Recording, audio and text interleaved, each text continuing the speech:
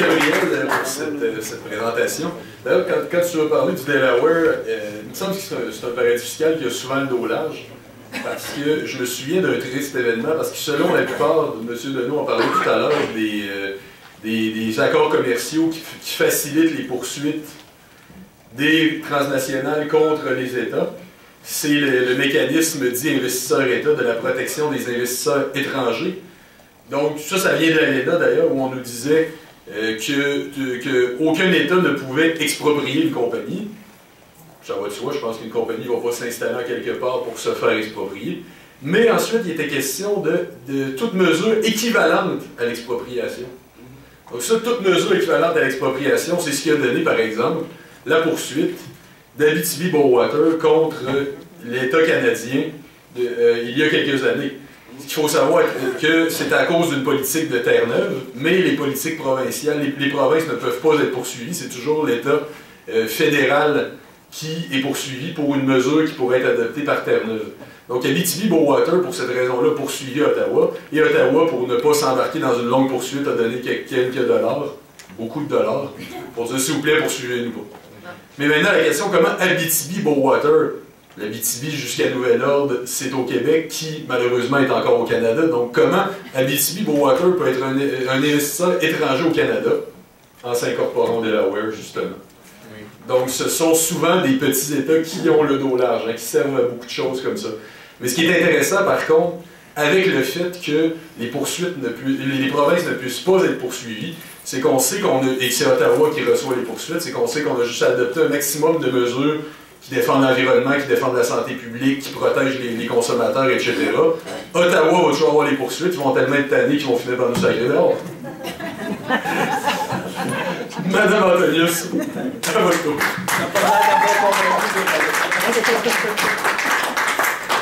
Ben, bonjour, on m'a donné le mandat d'être la messagère de la bonne nouvelle. La bonne nouvelle, c'est qu'il y a des petites solutions qui peuvent nous faire des pas un à un vers une confrontation de ce montage extraordinaire que sont les paradis fiscaux. Alors, je vais essayer de vous présenter un petit peu toutes les idées qu'on brasse à Attaque Québec assez régulièrement. Évidemment, je suis un peu intimidée d'être avec Alain Deneau et Gabriel Sainte-Marie. Je ne suis pas une experte, je ne suis pas une fiscaliste, mais mon point est exactement ça. On ne peut plus laisser la charge de combattre les paradis fiscaux aux experts et aux députés. Le peuple, le pouvoir citoyen doit en prendre une partie. Et c'est ce que je vais essayer de faire ici aujourd'hui avec vous, dans ce sens-là. Bon, je vais prendre 2 minutes pour présenter mon organisme parce que j'avais beaucoup. Alors, il s'appelle ATTAC. ATTAC, c'est Association québécoise pour la taxation des transactions financières et pour l'action citoyenne. ATTAC est un mouvement international qui a vu le jour en 1998. Ça va. Elle est présente dans 38 pays aujourd'hui, sur 4 continents et a au-dessus de 30 000 adhérents. Donc c'est une organisation qui a du succès, qui prend de plus en plus d'ampleur.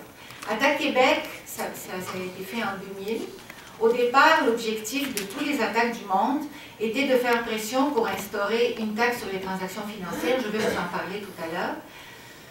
Mais aujourd'hui, ça s'est élargi à toutes les préoccupations citoyennes, la justice fiscale, la démocratie, la justice sociale et climatique, surtout l'environnement, la sauvegarde des services publics, le libre-échange. Bref, les dossiers sont nombreux et énormes.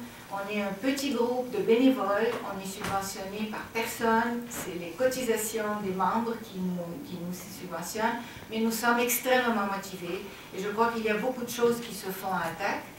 On a un site web qui est une mine d'or d'informations. Je vous suggère très fortement, ceux qui ont envie de regarder un petit peu la documentation sur toutes ces questions. On a un bulletin électronique 4 fois par année, une infolettre régulière à peu près chaque semaine, une émission de radio, des heures d'atelier, une page Facebook. Bon, alors voilà, ma publicité est finie. Je passe au vrai sujet.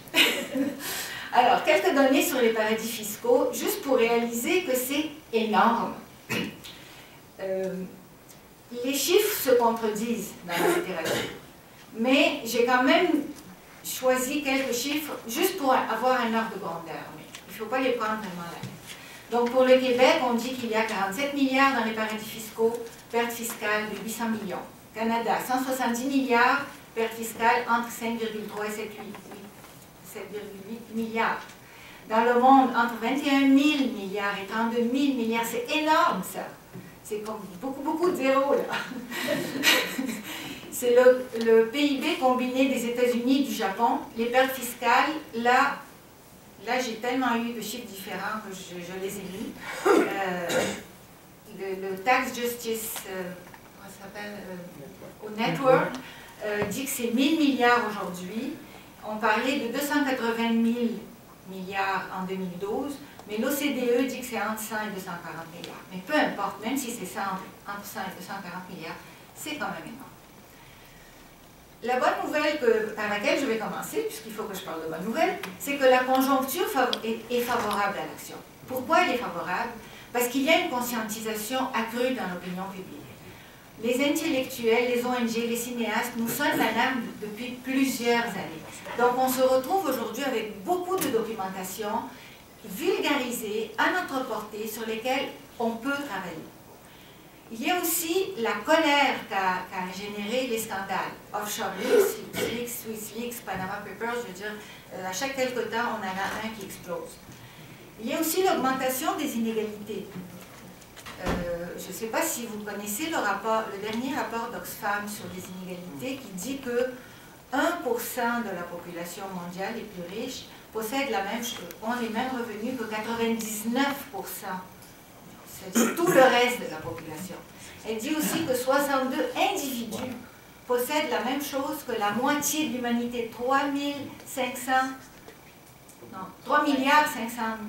millions d'individus, ce qui est aussi un gros scandale et qui fait en sorte que les gens sont pas mal tannés, pas mal en colère. En plus, il y a l'austérité qui frappe tout le monde et qu'on subit tous les jours dans notre vie quotidienne. Et de plus en plus, les gens comprennent que les déficits qui justifient, soi-disant, l'austérité ne viennent pas d'un trop de dépenses, mais ne reviennent d'un manque de revenus à cause de toutes les pertes fiscales des gouvernements. L'association, la coalition Main Rouge, que probablement tout le monde connaît ici, j'espère, oui. Non? Alors, la coalition Main Rouge est une coalition de 80 ONG à peu près. Il y a avec eux des experts, des fiscalistes, des économistes, et ils ont fait un document magnifique que je pense que tout le monde au Québec doit avoir lu au moins une fois dans sa vie, qui s'appelle 10 milliards de dollars de solutions. Vous tapez ça sur Google, ça vous sort, tout le PDF, qui suggère 18 mesures qui rapporterait au gouvernement du Québec annuellement 10 milliards de dollars.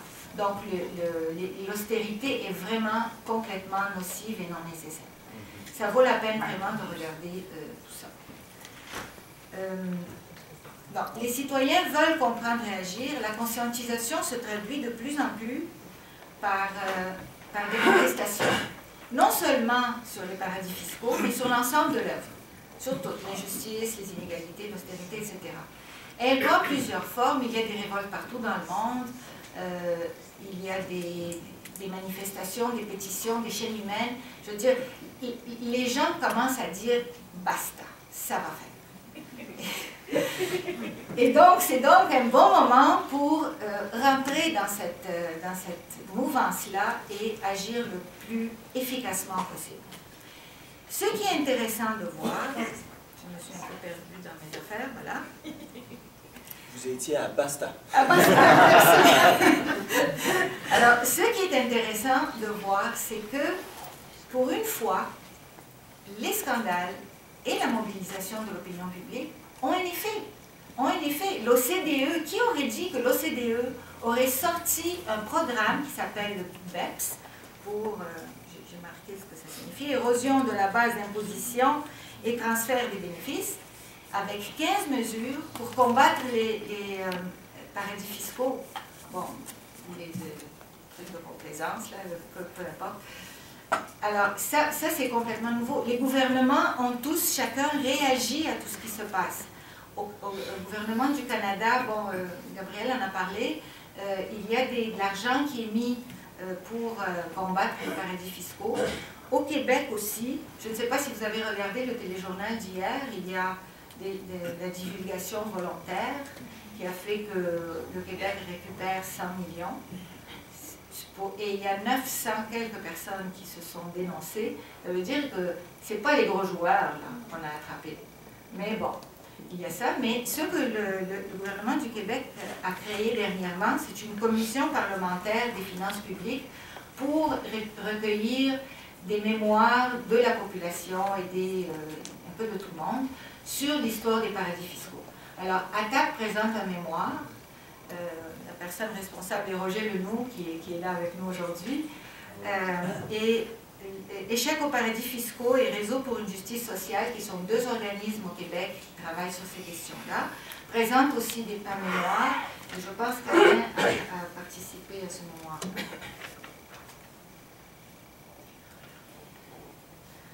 Alors, recommandations pour contrer les paradis fiscaux.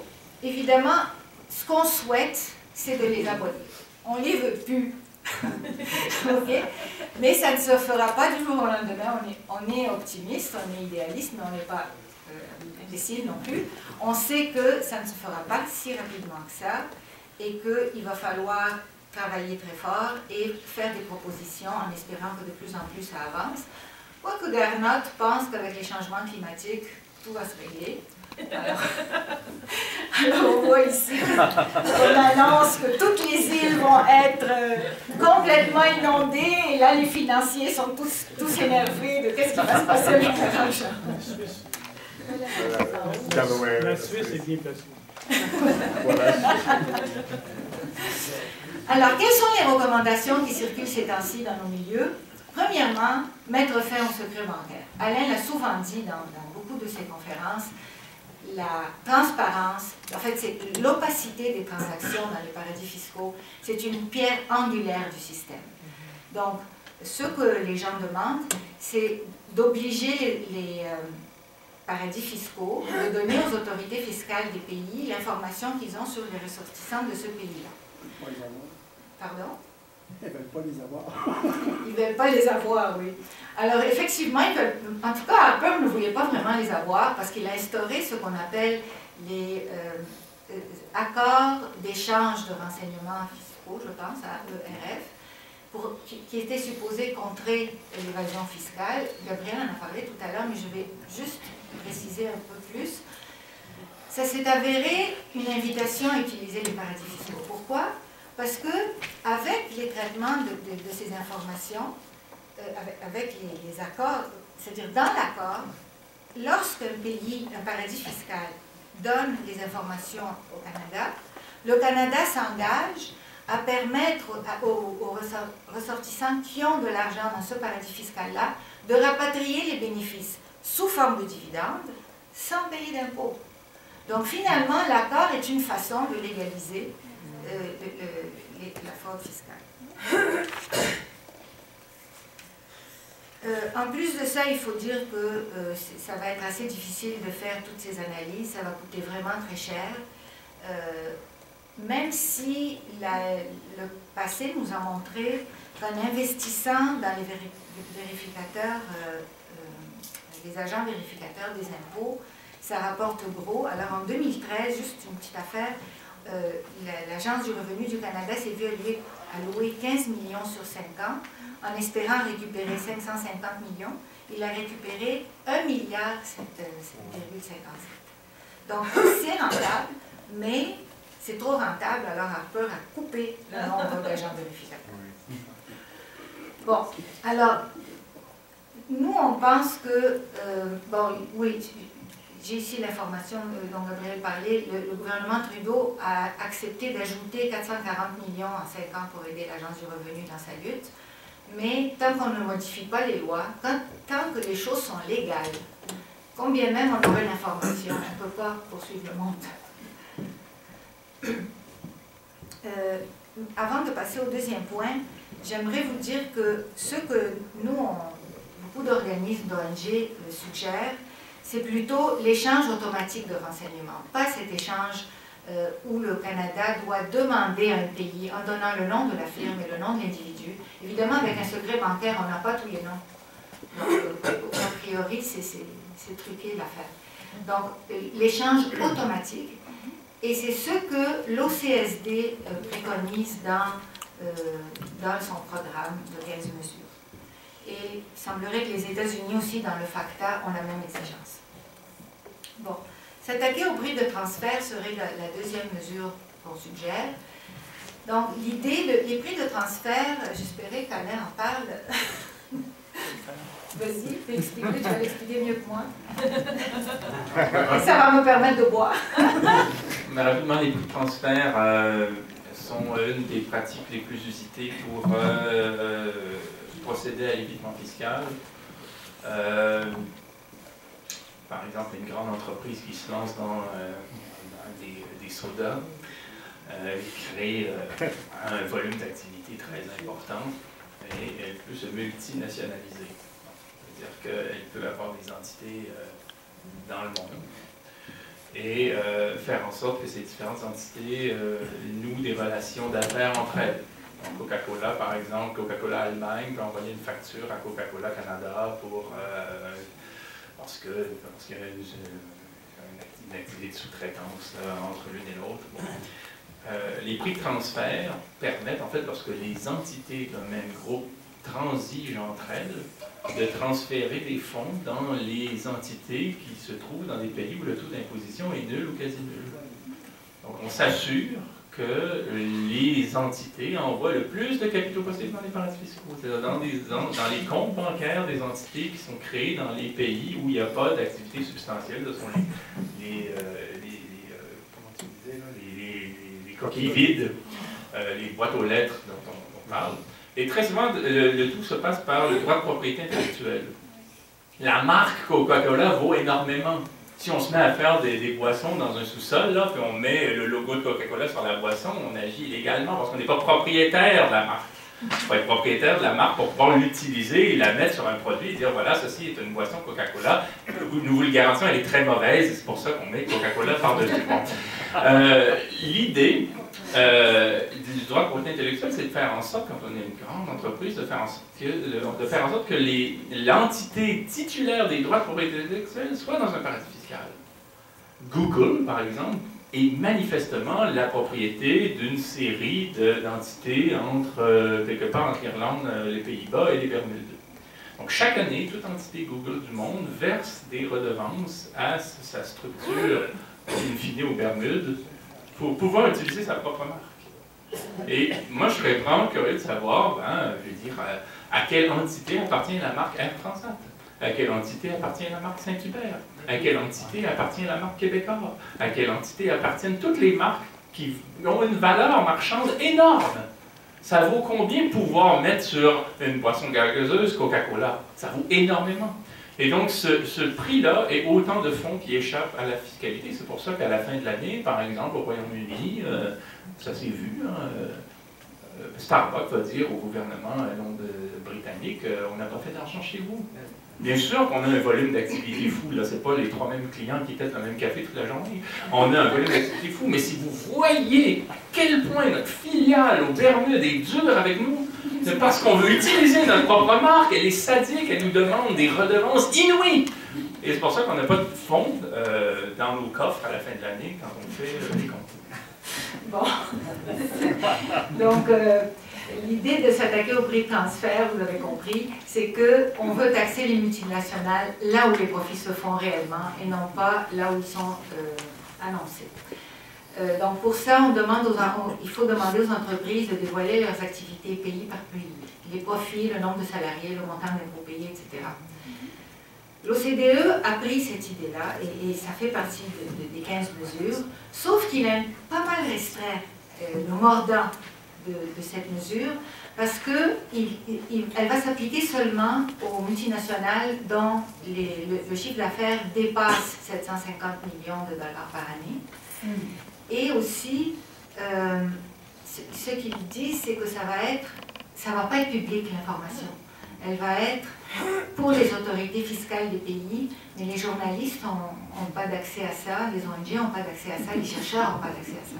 Alors l'ICRIT, qui est une commission indépendante pour la réforme de l'impôt international sur les sociétés qui s'est formée, et il y a là-dedans vraiment des gens magnifiques, dont Joseph Stiglitz, excusez.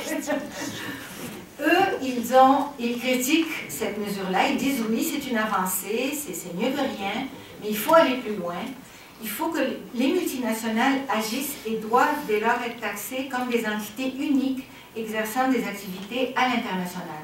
On veut la mondialisation, ben allons-y jusqu'au bout. C'est la compagnie au complet qu'il faut taxer et ensuite, pays par pays, distribuer les montants de la fiscalité selon, au prorata, de l'activité qui se fait dans le pays. Donc ça, c'est l'idée de l'ICRIT. Troisième, annuler les accords de la double imposition avec les paradis fiscaux. Bon, là, on en a parlé beaucoup. Vous comprenez probablement rapidement que c'est le fait qu'il y ait qu'on ne puisse pas avoir une double imposition qui fait en sorte que les gens ne payent pas d'impôts au Canada. C'est venu comment? En 1980, c'était un gouvernement conservateur avec Joe Clark comme Premier ministre. C'est lui qui a signé le premier traité avec la Barbade. Et bon, je pense que Gabriel est mieux placé que moi pour donner les détails de cette affaire-là. Mais cette double imposition-là, qui a du sens lorsque les deux pays ont le même taux d'imposition. C'est-à-dire que si je vais en France, je travaille, je paye des impôts en France, c'est un peu normal que j'en paye pas au Canada. Mais faire ce genre d'accord avec des endroits où l'impôt est de 0,5% ou même de 2,5%, c'est absurde. Alors, on demande donc que ce soit retiré. Fermeture des filiales des banques dans les paradis fiscaux. Bon, les banques sont la pierre angulaire de tout ce système, c'est eux qui créent les filiales. Alors, on demande qu'il y ait une exigence que les banques n'aient pas de filiales dans les paradis fiscaux. Cinquième demande, ou cinquième recommandation, c'est que le gouvernement du Canada se joigne à l'initiative de l'OCDE et aux initiatives internationales en général. On dit beaucoup que le Canada ne peut pas travailler tout seul, mais là, il est le seul à ne pas travailler. C'est plus la même chose. Donc, on voudrait vraiment que cet aspect soit respecté. Bon, un instant.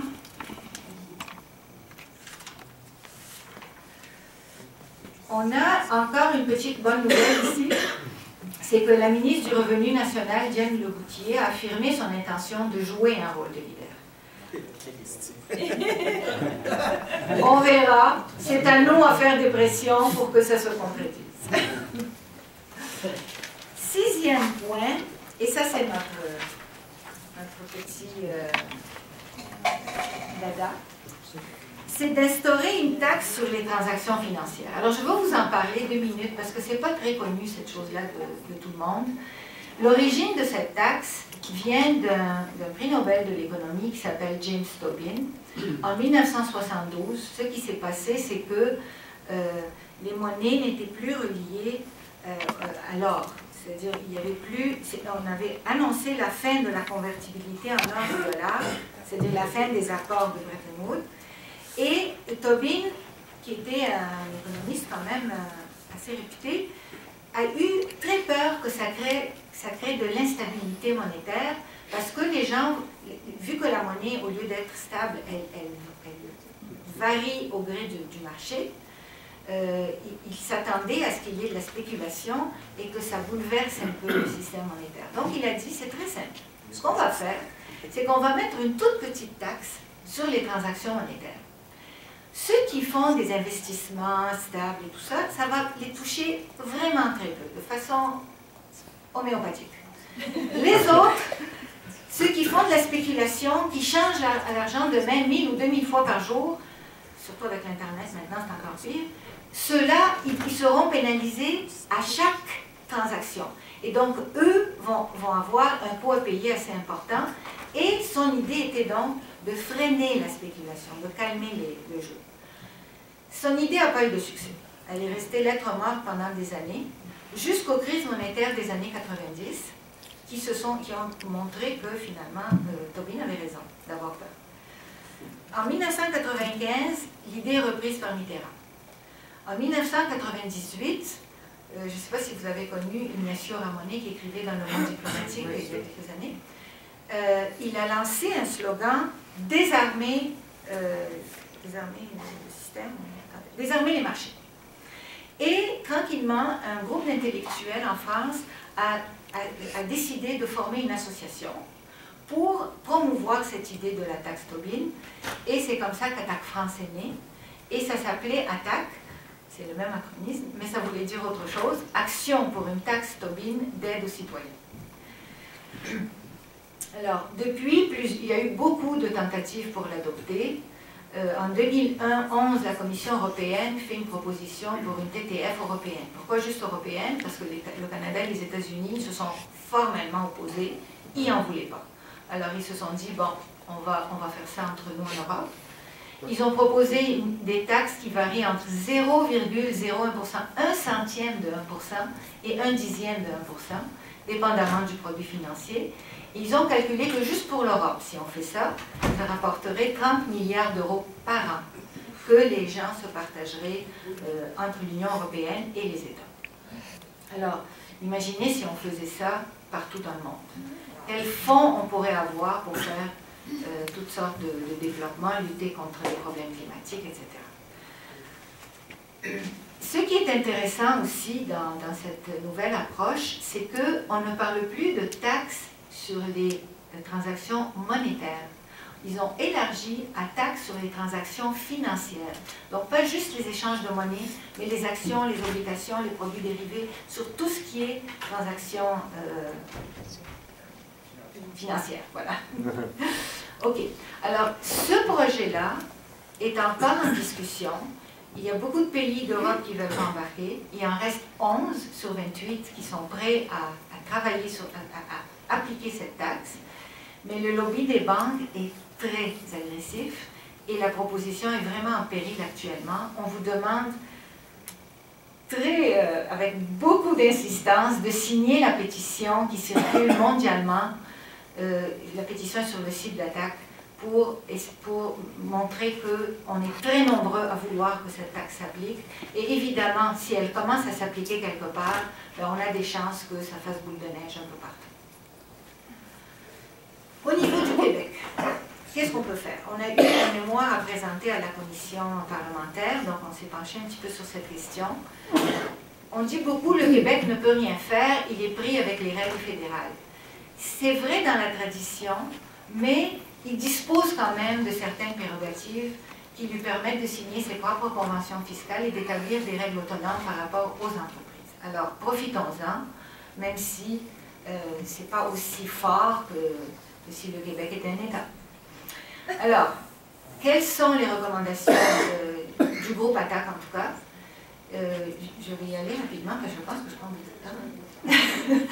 Estimer annuellement les revenus perdus via l'existence de paradis fiscaux. Et ça, il y a deux choses à estimer. Il y a vraiment la perte parce que les gens qui ont leur argent dans les paradis fiscaux ne payent pas.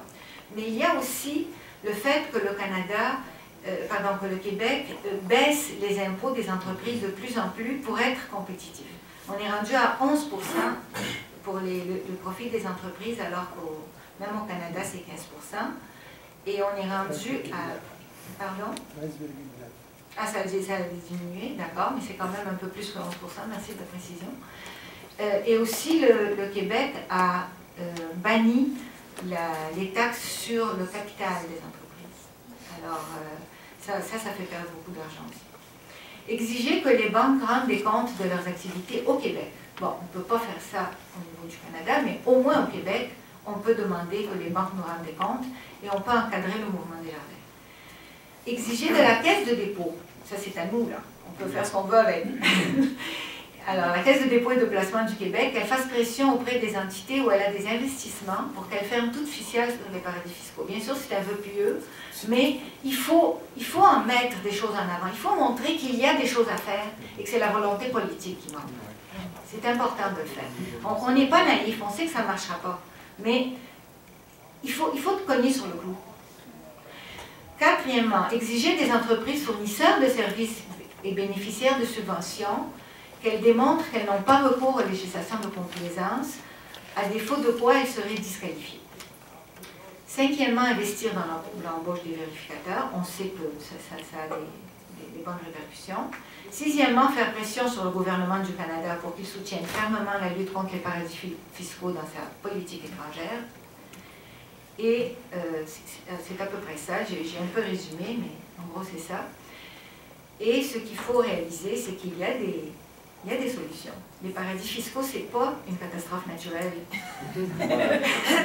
Les paradis fiscaux, on les a créés, alors on peut les abolir. Il faut vraiment le vouloir. Et la seule façon, on ne peut pas s'attendre à ce que les grands de ce monde les abolissent. Il faut faire des pressions citoyennes, je vais en parler tout à l'heure. Mais juste avant, j'ai le mandat d'être optimiste, mais je vais être un petit peu pessimiste quand même pour être réaliste. Il y a beaucoup d'embûches avant d'être capable d'imposer ou de mettre sur pied ce genre de mesures. La première, c'est qu'il n'y a pas de volonté réelle, ni des gouvernements locaux, ni du Québec, ni du Canada, ni du monde. Il y a encore une espèce de paradigme qui est très ancré dans l'establishment, qui dit qu'il faut que les entreprises puissent faire beaucoup de profits, parce que lorsqu'ils font des profits, ils investissent, et lorsqu'ils investissent, ils créent des emplois, et donc c'est contre-productif de les empêcher de faire des profits. Ce paradigme-là a été démontré à plusieurs fois que c'est faux. Il n'y a pas, quand les entreprises s'enrichissent, ça ne redescend pas sur toutes les classes, c'est pas vrai. Alors, mais ça fait en sorte qu'on ne sent pas de volonté réelle. En plus du fait qu'il y a collusion entre les personnes qui sont au gouvernement et les personnes dans l'entreprise privée, dont Gabriel a parlé. Deuxième point, qui est une grosse embûche, c'est que les pays occidentaux n'ont pas la légitimité pour travailler contre les paradis fiscaux. Ils sont eux-mêmes, beaucoup d'entre eux sont des paradis fiscaux. Alors, Alain en a parlé de quelques-uns. Il y a, entre autres, le Delaware, qui c'est cocasse quand même. Il y a plus de sociétés écrans que d'habitants. OK? Alors, juste pour avoir une idée de qu'est-ce que ça veut dire une société écran, je vous mets cette image qui a l'air d'un motel cheap et qui sert de siège social à 285 000 entreprises. Alors, ça nous donne une idée de c'est quoi une société écran. C'est un petit dossier dans un bureau, c'est pas grand-chose. Bon, on est vis-à-vis d'un géant. On est David contre Goliath. Parce que le lobby des banques et des grandes entreprises est extrêmement fort. Les banques sont allées à la Commission québécoise, sont allées à la commission parlementaire et ils ont dit tout est conforme au cadre réglementaire et juridique de chaque pays.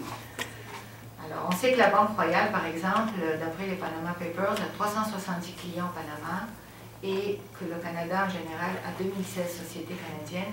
Ça, on parle juste d'un bureau d'avocat et d'un pays, un paradis fiscal. Une autre difficulté, c'est l'analyse des données. Écoutez, 11,5 millions de documents. Combien d'années ça va prendre à tout analyser ça? Et le dernier point sur lequel nous devons travailler, c'est que dans la population, il y a beaucoup l'attitude « Ah, l'économie c'est trop compliqué, je n'y comprends rien, je ne m'en occupe pas ». Alors, cette attitude-là, je pense qu'il faut travailler dessus, il faut la changer, il faut apprendre, il faut comprendre. Il faut s'attendre aussi à ce que d'autres stratagèmes voient le jour. C'est vrai que les paradis fiscaux sont quand même en mauvaise passe, là. Mais ça ne va pas les arrêter de frauder le fisc, là. Ils vont trouver d'autres stratagèmes, d'autres façons de ne pas payer d'impôts, on s'y attend. Alors, le New Yorker nous a fait un résumé en une image qui nous dit exactement ce qui est en train de se passer et deux financiers qui disent ces nouvelles réglementations vont transformer fondamentalement notre façon de les contourner. Ok. Passons à ce que nous, on peut faire. Les petits citoyens qui n'ont pas encore beaucoup d'emprise, mais qui, au nombre qu'on est, peuvent influencer les choses. La première chose que nous suggérons de faire, à laquelle nous croyons, c'est de s'informer. De s'informer, on a vraiment de très belles ressources actuellement, qui sont très accessibles. Et de parler autour de nous, à nos amis, dans nos milieux de travail, dans nos familles. Il faut que les gens réalisent que les paradis fiscaux, ce n'est pas une petite affaire de rien, là. C'est des milliards de dollars que les citoyens perdent. On peut aussi se mettre sur la liste d'envoi pour être au courant de tout ce qui se passe. Manifs, pétitions, actions, et à laquelle on peut participer. Donc j'ai parlé de celle des TTF. Il y a aussi une autre pétition sur les paradis fiscaux sur le site d'Attaque. Évidemment, appuyer la motion de Gabrielle Sainte-Marie. S'il y a une pétition pour l'appuyer, moi je serai la première à la signer. Ce qui fait comme député va tout à fait dans le genre de choses auxquelles on croit et nous voulons pouvoir l'appuyer si c'est possible. On peut aussi écrire à nos députés. Okay? Les députés, ils veulent se refaire élire. Là. Et que ce serait une bonne idée d'écrire aux députés, leur dire, écoutez, il y a une motion qui est présentée, nous l'appuyons, qu'est-ce qui se passe avec ça, nous voulons savoir, etc. On peut aller les rencontrer. Si plusieurs personnes habitent dans le même quartier, aller en groupe pour aller rencontrer les députés, ça peut faire quand même un certain effet. Il y a à suivre la coalition Main Rouge dont j'ai déjà parlé, et il y a certaines actions médiatiques qu'on peut faire. Parce que ce qu'on veut, c'est que les médias en parlent, pour que l'opinion publique se mobilise. Alors, je vais vous en parler de deux. À la dernière manif organisée par Main Rouge, c'était le 29 avril, il y a un certain nombre de militants sont allés visiter 3 endroits, la CIBC, la Royal Bank et les bureaux de KPMG. Alors, on est rentré avec des sifflets, des tracts, des trucs. Moi, j'étais à celle de la Royal Bank, c'est celle qui est ici sur la photo, donc je peux vous raconter qu'est-ce qui s'est passé. On avait des sifflets, on avait des banderoles, on avait des tracts qu'on formait en avion puis qu'on lançait pour appeler les gens qui partent dans les paradis fiscaux. On parlait aux gens aussi, aux employés, on a parlé aux clients pour leur dire un peu pourquoi on est là, qu'est-ce qu'on fait. Évidemment, la police finalement est venue, elle nous a encadrés, elle nous a fait sortir. Mais on a eu le temps quand même de faire assez de bruit pour que les médias en parlent. C'est le but. Et la conscientisation, bien sûr. En France, il se passe quelque chose de très intéressant qui est qu'on appelle le mouvement faucheur de chaises. Alors, qu'est-ce que c'est cette histoire de faucheur de chaises? C'est très imaginatif. Ça a commencé à Bayonne par un petit ONG qui s'appelle je pense, et Attaque l'a repris en charge. Alors, les gens rentrent dans une banque, il y en a quelques-uns qui vont parler aux employés, d'autres qui vont parler aux clients pour leur expliquer pourquoi on est là, et quelques-uns s'en vont vers les meubles et disent « Nous sommes les huissiers, vous n'avez pas payé d'impôts, on vous saisit !» Et ils sortent avec des chaises. Ils sortent avec, ça se passe, il y a 20 actions comme ça jusqu'à maintenant, peut-être plus maintenant. Ils sortent avec les chaises, et là ils mettent les chaises chez des gens connus. Par exemple, Susan Georges, un député, un grand écrivain, tous des gens qui appuient le mouvement. Et quand la police vient, parce qu'évidemment la banque fait une plainte et la police vient, et ils leur disent oui c'est vrai, mais écoutez, il faut aller chercher la chaise de chez Madame Susan Georges, elle n'est pas chez nous. Et donc, les gens, évidemment, sont gênés d'aller chez des personnalités connues, mais les médias en parlent. C'est encore une fois l'objectif. Il y a une autre chose, bon, évidemment, les actions courantes, d'écrire dans les journaux étudiants, journaux syndicaux, dans les grands médias autant que possible. Il y a des gens qui commencent à réagir comme actionnaires. Ils vont dans les assemblées d'actionnaires annuelles, et ils vont au micro pour demander aux dirigeants qu'est-ce qui se passe avec les paradis fiscaux. Qu'est-ce que vous avez comme filiale là-bas? Nous ne voulons pas que vous ayez des filiales. J'ai presque fini. Et donc, oui. Il faudrait ajouter le MEDAC dans votre... Le MEDAC. Ah oui, c'est le... L'acronyme, dites-le pour... C'est la protection Des actionnaires. des investisseurs actionnaires. Excellent. Et ils font exactement ce que vous faites. Oui, c'est probablement, ça vient Faudrait d'eux l'ajouter. probablement. D'accord, je l'ajoute. Il y a aussi bientôt le forum social. Ça va être une occasion à Montréal, en août. Ça va être une occasion magnifique de s'informer. Il y a des centaines d'ateliers. Une occasion magnifique de faire des liens avec d'autres personnes, de bâtir des stratégies, tant au niveau local qu'au niveau international, qu'au niveau régional. Je veux dire, ça va être une occasion vraiment en or pour travailler sur ces questions-là. Donc, autant que possible, soyons présents. Évidemment, on peut aussi utiliser le web, Facebook pour tout annoncer, pour mettre des réflexions, etc. Alors, ce ne sont que quelques idées. Nous ne sommes qu'au début. Il faut user d'imagination, de créativité pour dénoncer l'évitement et l'évasion fiscale. Il faut trouver des façons d'attirer l'attention des médias et de l'opinion publique. Et là, on a donné quelques idées, mais je pense que vous devez avoir, vous aussi, des idées de réaction et ça serait intéressant de les partager tout à l'heure. Merci.